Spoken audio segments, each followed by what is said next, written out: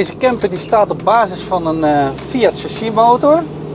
Er ligt een 2,3 liter motor in met 96 kW.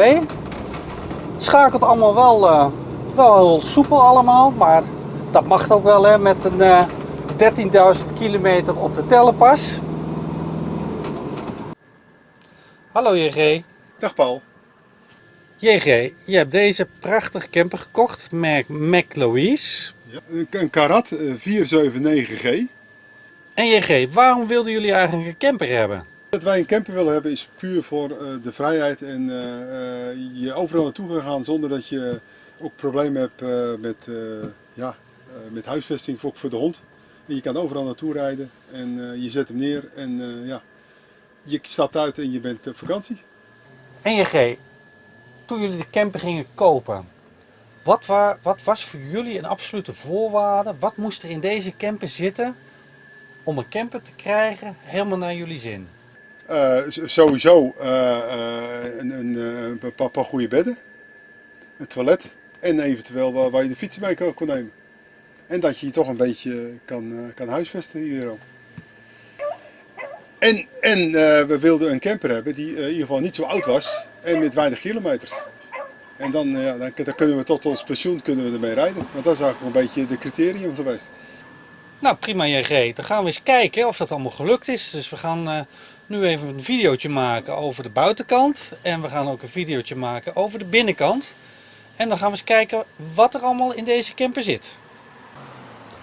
Deze McLouise, overigens ik weet niet precies waar dit merk vandaan komt, is 7,60 meter lang, 2,35 meter breed en 2,85 meter hoog.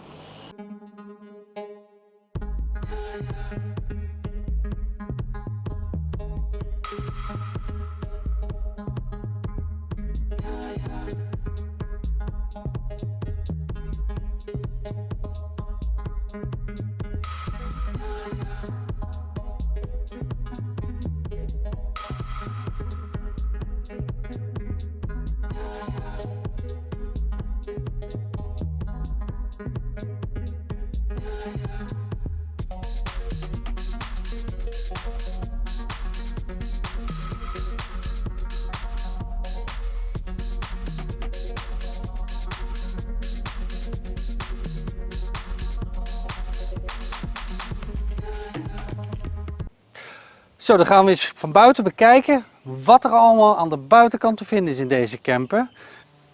En net bij de bijrijdersdeur, daar bevindt zich een deurtje en daarachter is er plaats voor 2 gasflessen. Er is dus plaats voor 2 gasflessen. Hier staat nu een kleine in, maar er kan eventueel ook een grotere in. Helaas is er nog geen crashsensor hierin gebouwd, maar er is nog altijd de mogelijkheid om dat up te graden. Zo, dan gaan we iets terug verder door naar achteren. Dan hebben we hier zo een mooie deur, mooi afgewerkt. Met een mooie ruit erin, getint glas. En in de deur is een verduisteringsgordijn, prachtig weggewerkt. En in de deur vinden we ook nog verder een ingebouwd prullenbakje. Behoorlijk ruim. En voor de rest is de deur in 2 kleuren, lichte kleuren, mooi afgewerkt. Dan gaan we nog iets verder naar achteren. En dan vinden we hier het cassettetoilet. En dan nog iets verder naar achteren.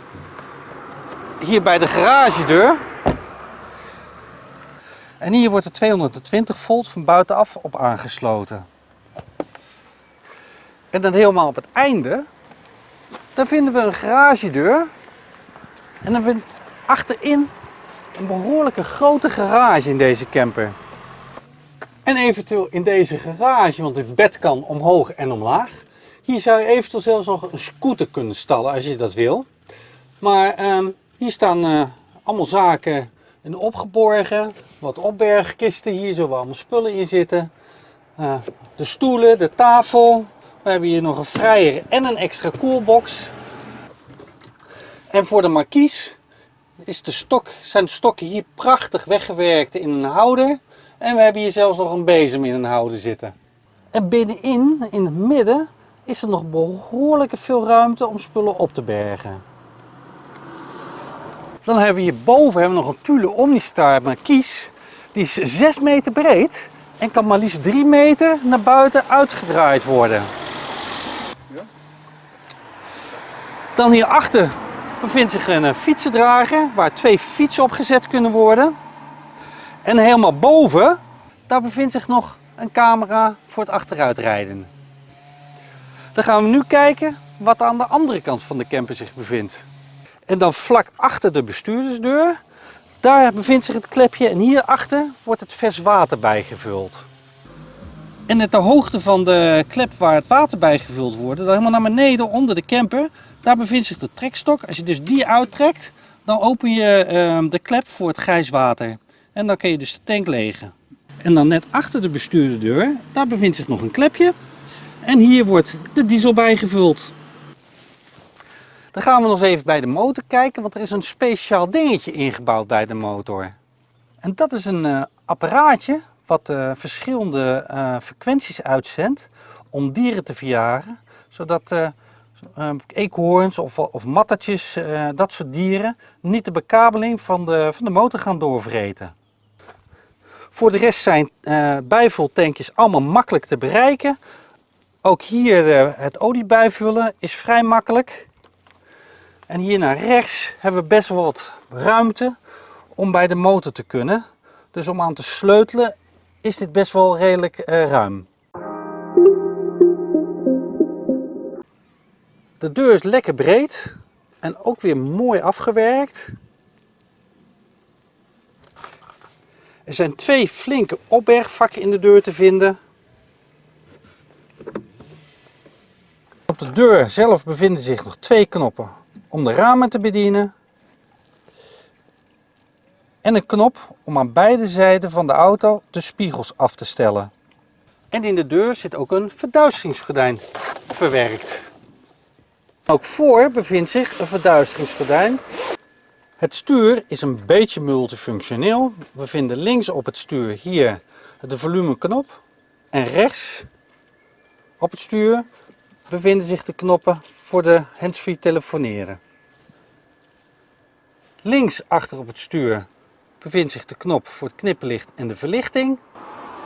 En net iets daaronder bevindt zich de knop van het koerscontrole. Rechts achter het stuur, daar vinden we de knop van de ruitenwissers. En links op het dashboard, daar vinden we ook de knoppen waarmee we de verlichting kunnen instellen of verstellen en de mistverlichting. Deze Fiat is handgeschakeld en beschikt over 6 versnellingen. Dan is hier nog een heel handig klepje, als je het openklappen. Hier kan dan een telefoon of een iPad ingestopt worden. En in het midden bevindt zich een multimedia center. En deze beschikt over een radio, deze beschikt over een cd-player, de telefoon, heeft een Bluetooth aansluiting. En de camera achter is ook hiermee verbonden. Net iets daaronder, daar wordt de verwarming en de airconditioning bediend. En nog net iets daaronder, daar vinden we de gevaarlichten en daar vinden we een knop waarmee we de deur kunnen vergrendelen en de voorruitverwarming. En dan nog iets verder beneden in het midden, daar vinden we 2 bekerhouders. Alsmede rechts naast de bediening van de verwarming en airconditioning. En daar zitten ook nog 2 aansluitingen, tenminste 2 poorten, 1 voor USB. En hier vinden we nog een 12 volts aansluiting. Bij de bijrijder, daar vinden we het normale opbergkastje hieronder. En er is hier nog lekker veel ruimte, ook om spullen op te bergen. En wat natuurlijk wel heel speciaal is, is dat je hier in dit dashboardkastje een flesje wijn kan koelen. Boven de cabine, daar bevindt zich een behoorlijke hoge ruimte. En daarboven is er ook nog genoeg plaats om spulletjes op te bergen. En aan beide zijden bevindt zich ook nog een deurtje. En daarachter kunnen ook nog spulletjes opgeborgen worden. Verder nog een flink dakraam, die volledig is uitgerust. En boven in het midden, daar vinden we nog 2 leeslampjes. Bij het bankje aan de kant van de deur, daar bevindt zich de elektrische huishouding. Daar bevindt zich de accu en de lader van de zonnepanelen. En aan de zijkant van de bank, daar bevindt zich het zekeringenkastje. En in de zithoek onder de bank, daar bevindt zich de verswatertank met de waterpomp.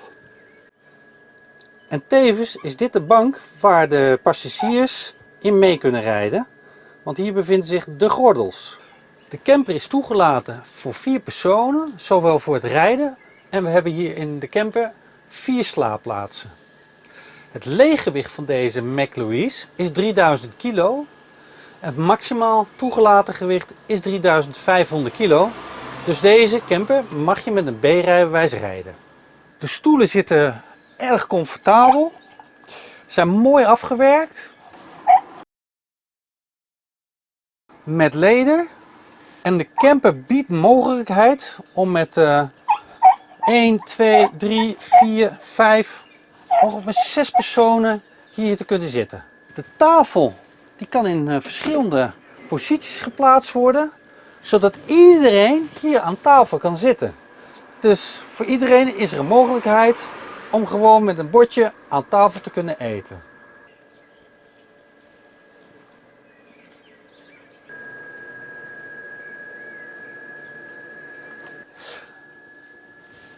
Aan de kant van de bestuurder, boven het zitgedeelte, bevindt zich een mooie afgewerkte kast. Lekker licht. En die is ook nog stevig lekker ruim van binnen. En dan bevindt zich aan de andere kant bevindt zich dan ook nog een mooi kastje. Zodat we hier voldoende opbergruimte in het zitgedeelte hebben. Er zit hier ook een prachtige mooie keuken in. En wat ik heerlijk vind, is dat er vooral veel werkruimte is in de keuken. We hebben hier een behoorlijk groot keukenblad. En onder hier een klepje, daar bevindt zich dan de spoelbak. En doordat hier dit afdekplaatje erop zit, kan je hier dus gewoon lekker op werken. Een beweegbare kraan. En dan hier achter dit klepje, daar bevindt zich een vuilnisbakje. En met het klepje erop kunnen we dit ook weer gebruiken om op te werken. En dan in de hoek van de keuken, daar bevindt zich het kooktoestel op gas met 3 pitjes. En ook hier op dit klepje kunnen we dan vervolgens gewoon weer lekker werken. Dan boven het keukenblad bevindt zich een behoorlijke hoge en diepe kast. Hier kunnen behoorlijk wat spullen in opgeborgen worden. Zoals hier staan bijvoorbeeld 3 rijen glazen, grote glazen, achter elkaar. En een verborgen opbergruimte is hierboven. Hier kun je dus nog ook spulletjes kwijt. Dan gaan we eens kijken wat er zich onder het keukenblad bevindt. Rechts onder het keukenblad bevindt zich een kastdeurtje.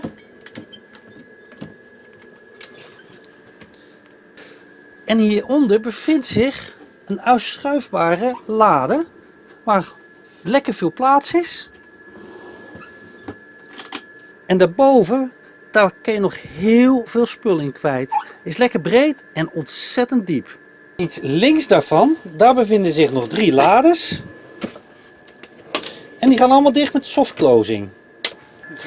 En dan aan de andere kant van de keukenblok, daar bevindt zich een 177 liter grote koelkast. Met daarboven een 35 liter grote vriezer. En dan boven de koelkast, daar bevindt zich ook nog een kastdeurtje. En hier kan je ook nog ongelooflijk veel spulletjes in opbergen. En dan niet helemaal onbelangrijk is natuurlijk voor 's avonds de televisie. Het is mooi weggewerkt. Als we hier op dit knopje drukken, dan komt hij eruit. En dan kunnen we hem uitklappen. En zo kunnen we lekker televisie kijken. Zijn we klaar? Schuif hem in en is hij weggewerkt.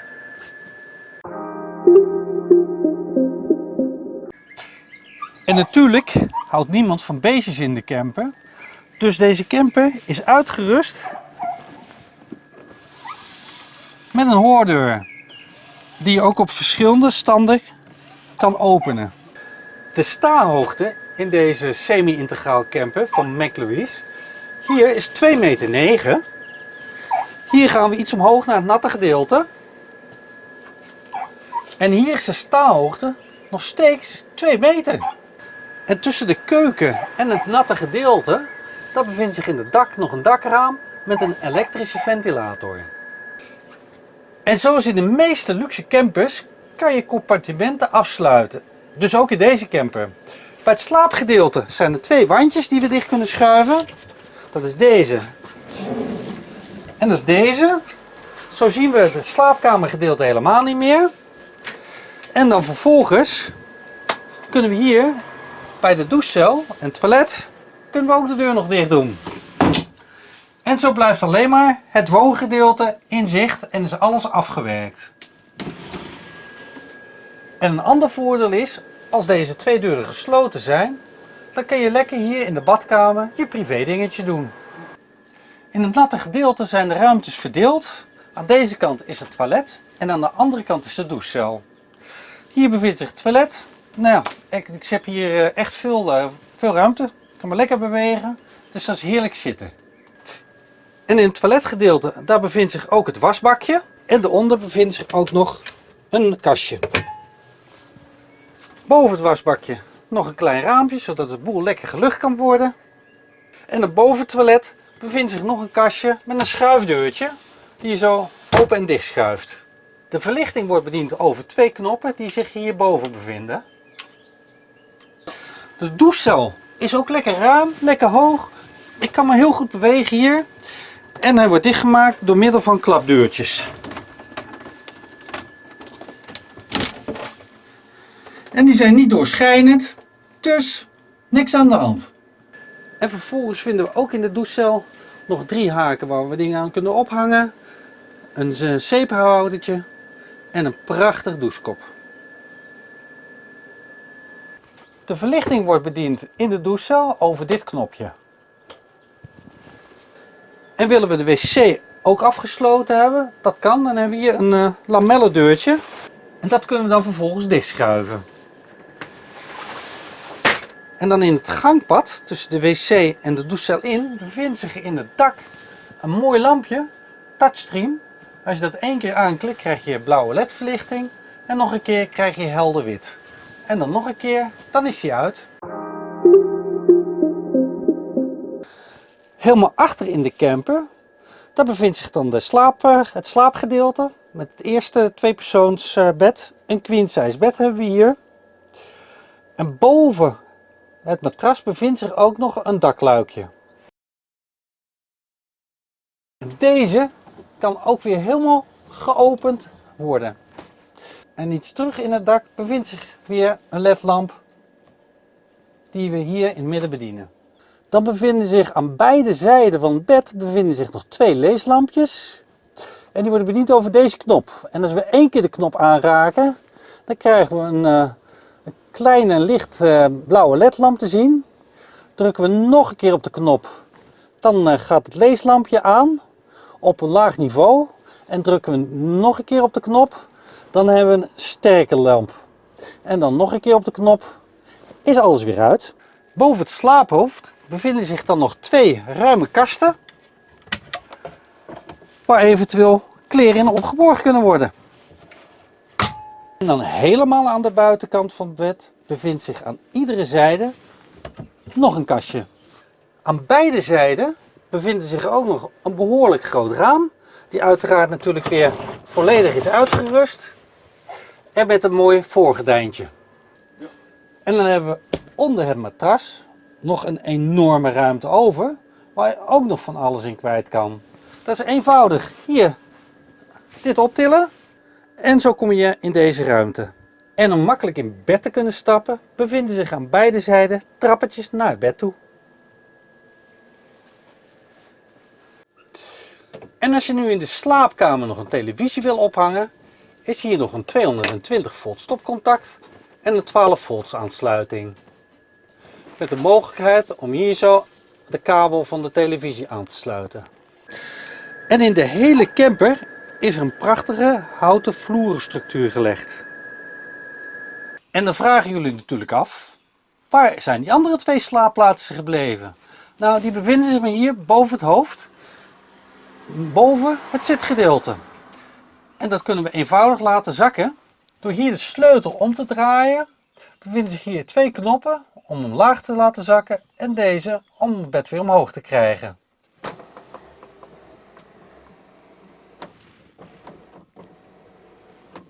En dan vinden we hier nog een ruim 2-persoons matras. En zoals je hierboven ziet, alles lekker ruim.